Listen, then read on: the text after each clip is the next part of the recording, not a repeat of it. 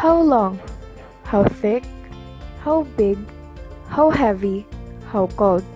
These are questions that have bugged humanity ever since the dawn of civilizations. Egyptians, Babylonians, Greek, and the Romans. People who lived wondered and developed their own methods on answering these questions. This is a brief history of measurement. First, techniques of measurements. Length has been the most necessary measurement in everyday life. Through this, it became easier for people to explain how far away the next village is and whether an object will fit through a doorway. Using different parts of the body, people had ways to express length, distance, and even height. The human body provides no such approximation for weight, but rather, it was measured through nature. The number of grains was used to express mass, as they were quite standard in size.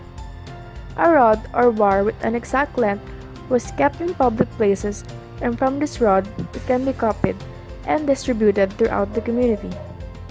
In Egypt and Mesopotamia, these standards were used and kept in temples, and the body of measurements of the king was used as the norm.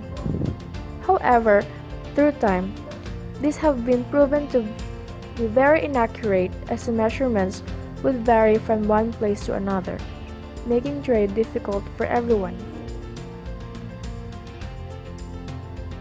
However, despite these flaws, those methods were somewhat adopted in the countries of England. The English system started with many variations throughout its history. The development of the system continued by defining the units by law and providing measurement standards in different times, places, and applications. Some measurements, like the yard, was once decreed by King Henry I to be the distance from the tip of his nose to the end of his thumb, while the mile was defined by Queen Elizabeth I to be 8 furlongs.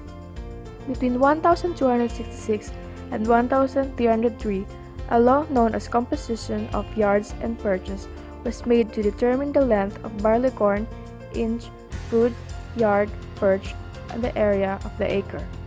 It was only through the British Weights and Measures Act of 1824, which began a more standardized method of measurements, as this act defined as a standardized set of measures. The system of metric decimal system was first implemented during the French Revolution.